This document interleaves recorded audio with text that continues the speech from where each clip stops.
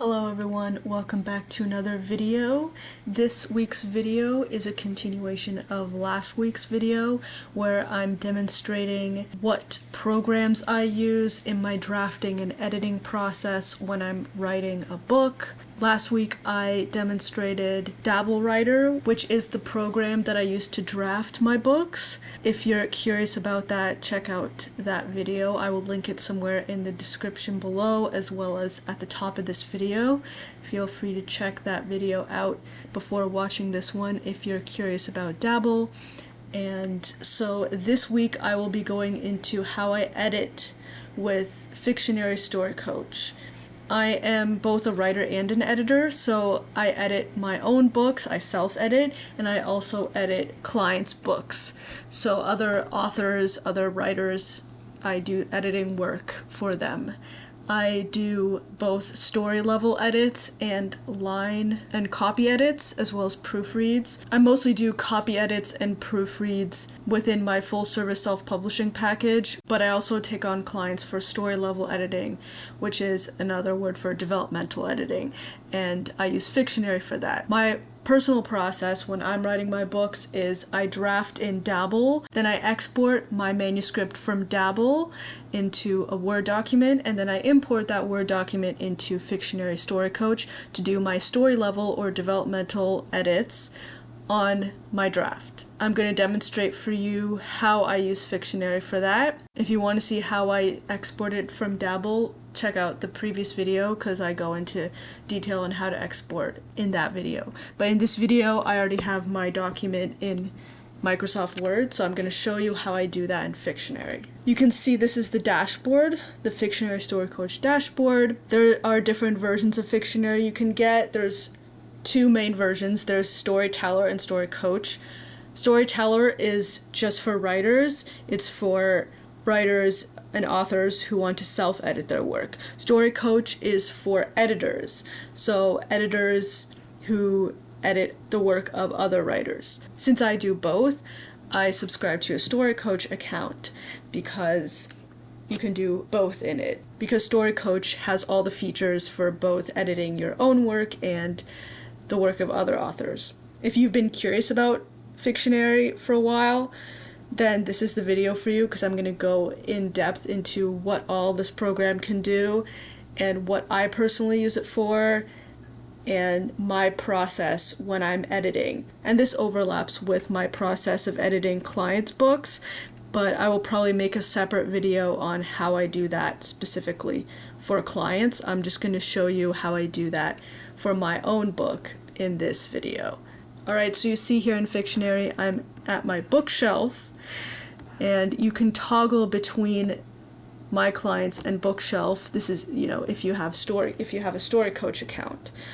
So I will be working within my bookshelf since I'm editing my own work, not the work of my clients. So I'm going to start with importing my manuscript. It says client manuscript, but I will change that later. This is how you do it in Fictionary. You start with the import button, and then I'm going to select the file right here. I'm going to name it Convergence Point. That's the name of my upcoming book. For those of you who don't know yet, I'm starting a new series, and this is going to be the first book in that series. Series is called Echo Protocol, and Convergence Point is going to be book 1 of the series. Fictionary is going to ask you on this page, how are your chapters formatted?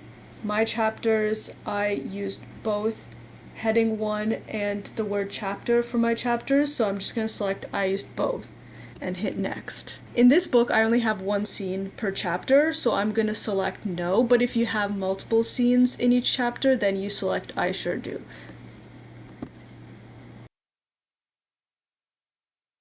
When you import, it's probably going to do some weird stuff, and that's okay. You can change that later. So I like to just make sure that the main part of the book is here. Here's the prologue. and here's the last chapter. That's fine. As long as it's there, I can edit later where everything goes. So I just click next. Then Fictionary tells you what you have. Again, this might not always be accurate because it can do some weird stuff depending on what's in your document when you import, but that's no problem. We can fix that later. So now we start with going to the cast of characters. So here, what I like to do is I like to set my protagonist. So there are... This tells me that I might have spelt her name wrong at some point. Aubrey Vale Quinn is her name, not Aubrey. So, I'll have to look into that. But essentially here, you'll notice that sometimes Fictionary will pick up things that it thinks are names, but they're not actually names. Like, one of my characters once says, "Welcome to Casa Quinn," so Fictionary thinks that's a name. So it's not a name, so if that happens, you could just select it and click on delete selected characters, and then it will delete it. In other cases, sometimes you have different versions of your character name in your manuscript. As you can see here, Aubrey, and Aubrey Vale and Aubrey Vale Quinn are all the same person, and AB2, that's her nickname. So I can select all of these and then click on merge selected characters and then check that, what's her actual name? Aubrey Vale Quinn. Okay, great. Merge. And then Fictionary will merge your characters. Here again, Debbie Downer. That's not a name. So I just delete, and that's about it. So you can go through here and make sure that you have... Oh, it picked me up too. Interesting. I'm not a character in my own book. So let me just delete that. But anyway, so you can go through and make sure that everything you have here is an actual character, delete and merge as you like. But the main thing that you want to do here, to make sure that you do, is select your protagonist and select your POV character. So you can see here on the side a button set as protagonist and a button set as single POV character. So in this particular book, I have one protagonist and she has the POV in all my scenes because my book is third person limited point of view. So all the scenes are from Aubrey Vale Quinn's perspective. So she's the single POV character of this book, and she's also the protagonist. There are other times where, you might have multiple protagonists, or you might have, like, if you're writing a romance, you might have dual protagonists, or you might have a book where you're writing in third person omniscient, in which case your book has multiple POV characters and one protagonist. So there's many different cases where you wouldn't set the POV character, or you'd set multiple protagonists, or you'd set multiple POV characters. But in my case, for this book, Aubrey Vale Quinn is both. So I'm going to select her as, she's the POV for all scenes. And then I'm just going to select her again and set her as protagonist. And then you can see here she appears as my protagonist. Perfect. So you can play around with this and make sure you have all your characters figured out here. I'm just gonna move forward because this doesn't all have to be done right now. So I'm done for now. And now we enter this page, which is a little handy kind of tutorial page. This page will guide you through if it's your first time, or if you like to follow this path, you can feel free to do so. It's a little helpful tutorial page essentially. This is about the order that I do things in as well, but there are some times where I do veer off course, and I will show you when those times are. But to start with, I do exactly as they say first, which is to add my story blurb. And for those of you who aren't familiar with what a story blurb is, it's essentially little book description or manuscript description of your entire story. A skeleton blurb is the shortest version of a story blurb. So the skeleton blurb is essentially who is the protagonist, what is their story goal, and what is at stake. So let me show you what I mean. So I click add your story blurb. So my protagonist, as it knows because I selected it, and I just lost it, is Aubrey. There we go. So what is her story goal? I actually have it written down. So her story goal is to find and convince a brilliant hacker to fix the AI Echo's code. That's her story goal. And what is the story stakes? So what happens if she fails to do this? So in my story, what happens if she fails is she won't be able to find her father. So that is the skeleton blurb. And when you click on accept, then you see here it creates a nice little sentence for you that narrows down your entire story. Aubrey Quinn must find and convince a brilliant hacker to fix the AI Echo's code, otherwise she won't be able to find her father. The story blurb is essentially the book description that you've written for your book. And I have that as well. You may not have this yet, and that's okay. But it is good to have because it's a good exercise in being able to narrow your entire book down into about 250 words. It's always good to do. I like to have writers do this in the first step when working with me on their book foundations, because to be able to get down to the meat of your story, what it's really truly about, is very useful for knowing the message you want to convey with your book and what you want readers to take away. Because every story is about something, and you want to know what that is. In this case, I already have this written down, so I'm just going to copy and paste it in here. Alright, so we have our skeleton blurb and our story blurb. And you can see that it's just under 250 words. 250 is the sweet spot for your story blurb, I would say. It's also known as jacket copy, right? The text that goes on the back of your book. Okay, now that we have our skeleton and story blurb, I'm going to hit next because we did that, and that's all done there. Next, I like to check the chapters and scenes. So I navigate over to the evaluate page, and this is where all the editing happens. So this is where I make the changes. So I'm just going to remove this here because this is not necessary. Oops. I always forget that that's automatically on the track changes. Let me just remove that. I want this to be the chapter prologue. So what I'm going to do is I'm going to, again, don't want track changes on. Copy or cut and paste. Again, don't want track changes on. Okay, so now I have the chapter prologue in the beginning. And then this is just an empty chapter, so I will delete this. It's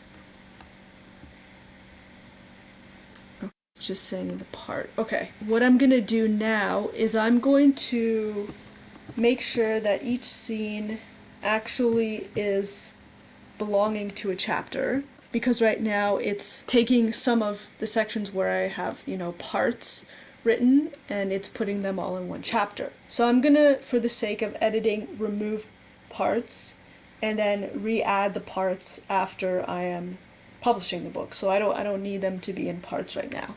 So I'm just gonna go ahead and delete all the chapters that have parts, that just have a part in them.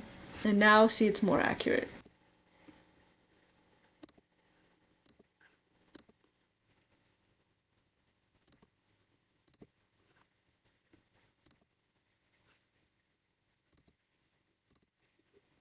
Okay, now I've deleted all the parts. Everything seems to be accurate. There's actually 37 chapters in the entire book plus a prologue. That seems more accurate to my book. So now that I've done that, I'm going to name my scenes. So I'm going to go back to Journey, and Journey is this page that we originally came to. and I've done the story blurb, so let's hit next. So now I want to name my scenes. So I'm going to click that.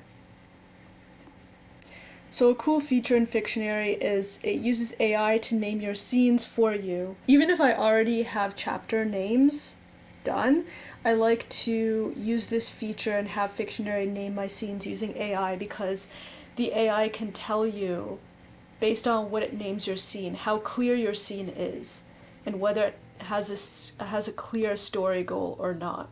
If the AI cannot name your scenes within 5 words, then that's a sign that your scene might not be as clear as you'd like it to be, and you might need to revise that scene. So I'm just going to click continue and have Fictionary name my scenes here. It does take a little bit, but there you see it happening. Pretty cool. And there we have it. Alright, so now I'm just going to X out of, well, I'm going to click review my scene names, and here I could see all the names. So I like to start off by doing that. Let's go back to Journey to check here where we are. Now I'd like to view my story arc to see if there's anything there. And this is the moment of truth, because the story arc is my personal favorite feature of StoryCoach that I haven't seen in any other editing program, where it basically maps out your story on a chart. Like, it maps out your story's arc. And I'll show you what I mean. You can also get there by hitting on the Visualize tab up here, but let me show you.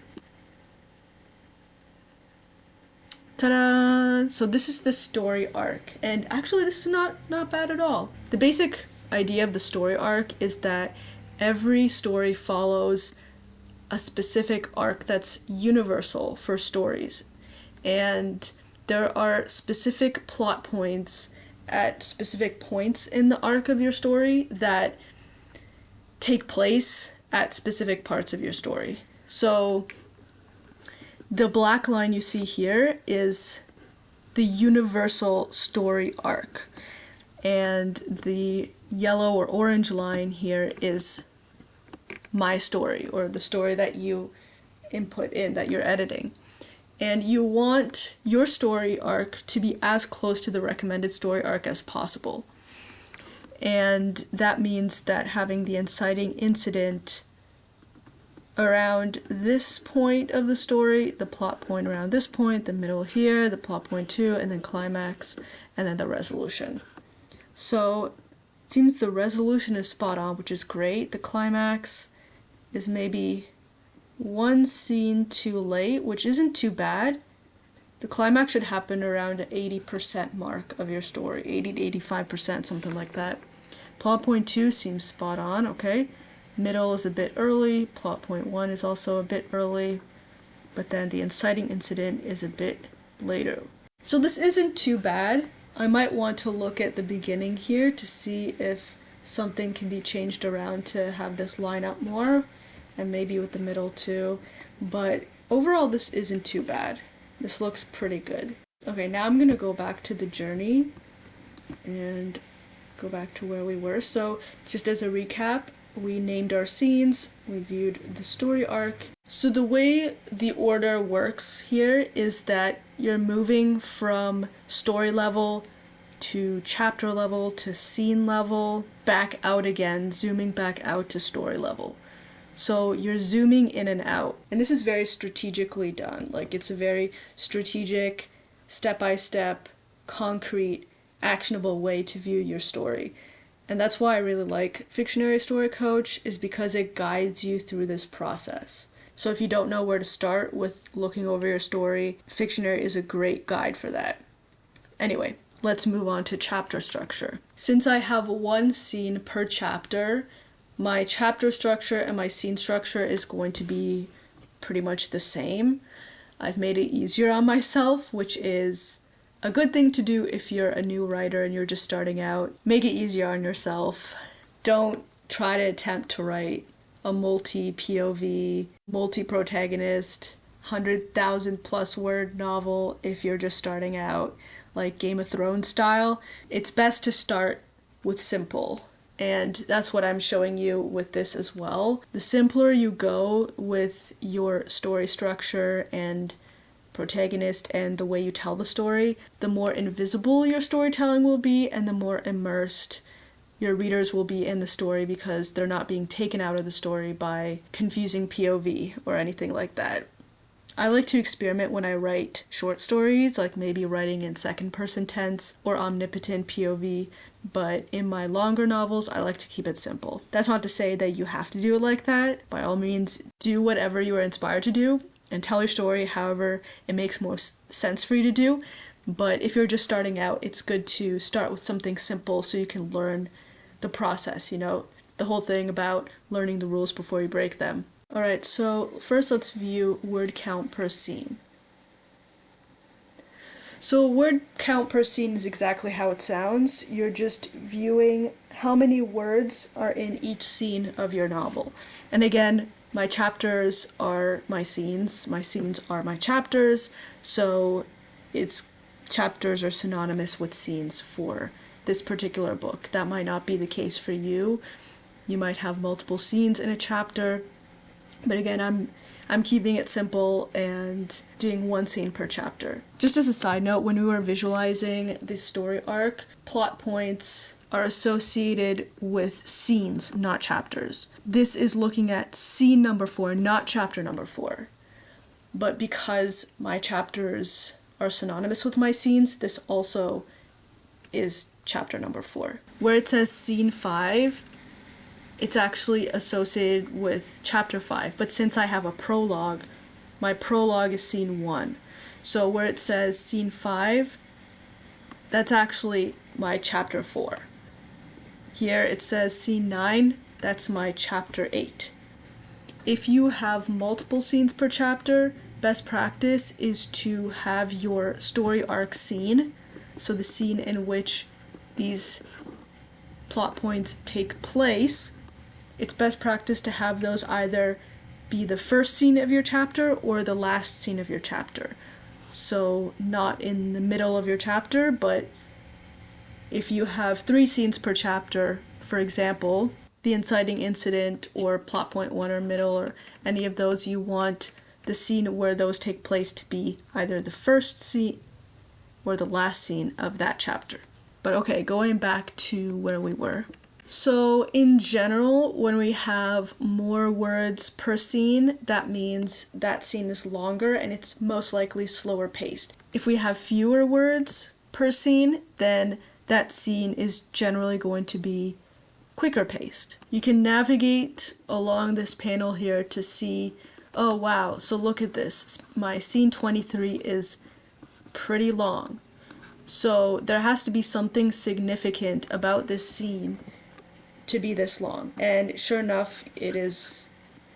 Yeah, this chapter, this scene is a pretty significant scene, so I know why it's, that long. So it's okay to have some scenes be super long and some scenes be short, but there has to be a reason for it. And it's usually for pacing, the pacing of your novel. But because there's such a disparity between these two scenes and they're right next to each other, I might want to look at this and see, is there really a good reason why there's such a big difference here? And same with here and here. But this is probably the biggest in the entire novel. So you can see there's a big dip here. So this is a good way to visualize so I can know to check those two scenes. Now going back to the journey page, view scenes per chapter. Now again, this is all going to be 1 for me because this is not relevant to me because I just have 1 scene per chapter. If you have multiple scenes per chapter, then you'll be able to see that here.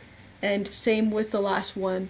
If you have 1 chapter that has like 10 scenes and then the chapter next to it has like 1 scene, then you might want to look at why that is and maybe consider changing that, unless there's a good reason for it for your story.